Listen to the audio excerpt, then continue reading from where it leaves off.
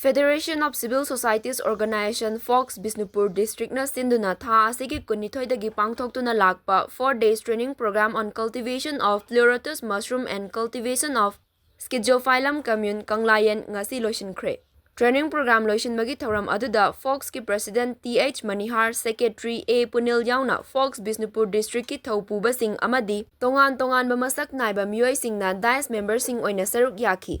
Thauram adugi matangda wa ngangladuna Fox ki President TH Manihar na hai hauzik lamdam asida thabak fangdaba amadi senthok lambi leitabagi awaba sing miyamna mayoknari. Senthok lambi leisilaktaba asina isagi nongmada changba tangai fadraba potlam fauba leiba ngamlaktabagi fibam amada lakli.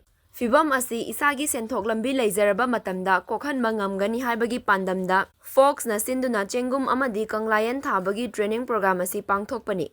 Yum amagi nupasingna thabak suba chatkhrabasu yumda leihoribasingna nongmagi matam khara kaithokpiduna hairiba chengum amadi Kanglayen thabagi sinfam asida mai onsilabadi senthok lambi kharada oiribasu leiba ngamgani haibagi thajaba lei.